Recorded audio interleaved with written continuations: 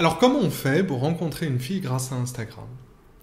J'ai un ami célibataire qui me dit toujours que son application de rencontre favorite, celle qui marche le mieux pour lui, c'est pas Tinder, c'est pas Happn, c'est pas Bumble. Sa préférée contre toute attente, c'est Instagram. Parce que d'abord, il y a beaucoup de filles célibataires sur cette application, beaucoup plus accessible et moins méfiante que sur une application de rencontre classique. Et quoi qu'on en dise, c'est quand même plutôt facile sur Instagram de créer un premier contact sans que la fille ait l'impression finalement que tu la dragues. Ceci étant dit, les hommes qui font des rencontres régulièrement via Instagram, ils suivent une stratégie. Alors c'est une stratégie en 4 étapes, elle est simple, certes, mais il faut absolument la connaître. Et la première étape, c'est d'avoir un profil de qualité. Et oui, on n'y échappe pas. La toute première chose que va faire une femme à qui tu envoies un message spontané sur Instagram, c'est aller cliquer sur ton profil pour voir à quoi tu ressembles, pour voir à quoi ta vie en général ressemble. Est-ce que tu voyages? Est-ce que tu as des amis, des passions, des animaux? Est-ce que tu as le sens de l'humour? Autant dire que si tu as 3 photos et 10 amis, c'est mort, c'est dead. Alors là, je sais que la grande majorité des hommes introvertis qui regardent cette vidéo, ils vont faire la grimace. Ils vont faire la grimace parce que je sais qu'ils sont nuls en personal branding. Le personal branding, c'est l'art de montrer qui on est sous un angle vendeur. C'est l'art de se marketer un petit peu si tu préfères. Or, je sais que les hommes introvertis, bien souvent, n'aiment pas se prendre en photo. Quand ils le font, c'est bof. Ou alors, ce sont des photos que quelqu'un a pris d'eux il y a longtemps. C'est des photos floues, tronquées. Et donc, bien souvent, ils ont un compte Instagram, soit un poil artistique, c'est-à-dire tourné autour de ce qu'ils aiment, ce qui est mieux que rien, soit un compte complètement vide, pas du tout alimentés, où ils ne sont même pas sur les photos. Donc si tu veux engager la conversation avec des femmes sur Instagram, il faut que tu arranges un peu ton compte perso pour que ça dévoile des choses sur toi et ta personnalité. Avoir des photos de qualité, une description sympatoche et des preuves sociales, à savoir des gens qui te suivent, qui likent tes photos. Et le mieux évidemment, c'est d'avoir quelques amis en commun avec la fille.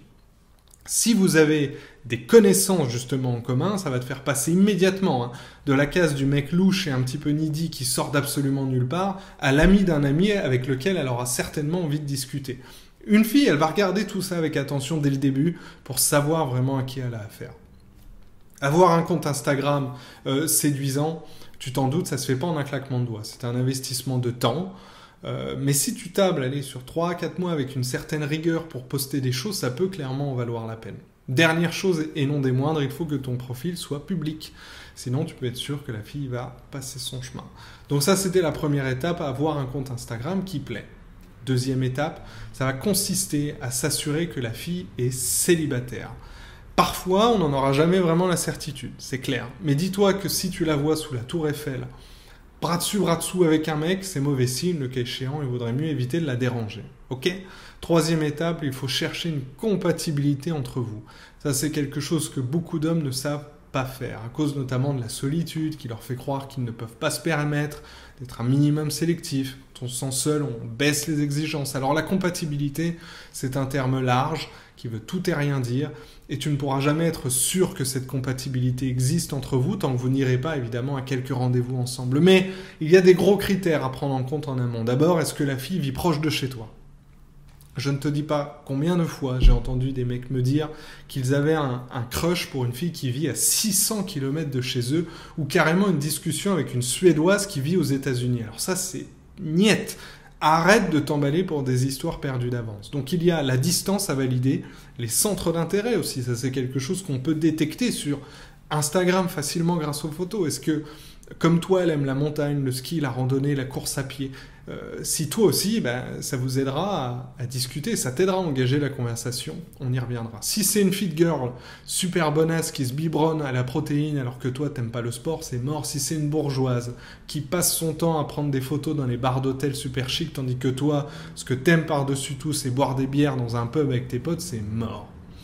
Je veux que tu retiennes que faire des rencontres sur Instagram, ça ne marchera pas.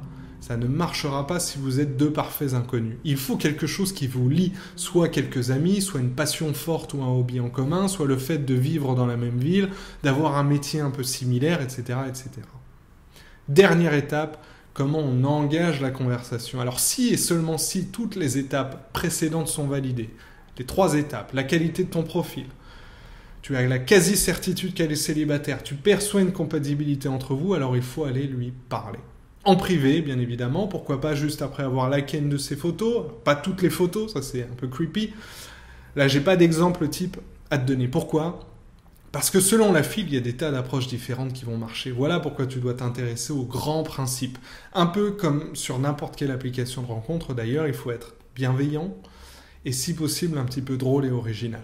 Si elle est à la montagne et que tu connais l'endroit, tu peux très bien lui parler de ça. Tu peux réagir à une de ses stories, aller liker une ou deux de ses photos juste après. Si elle te répond, c'est tant mieux. Vous pouvez échanger quelques jours et si le courant passe entre vous, tu proposes un rencard. Si elle ne te répond pas, tant pis.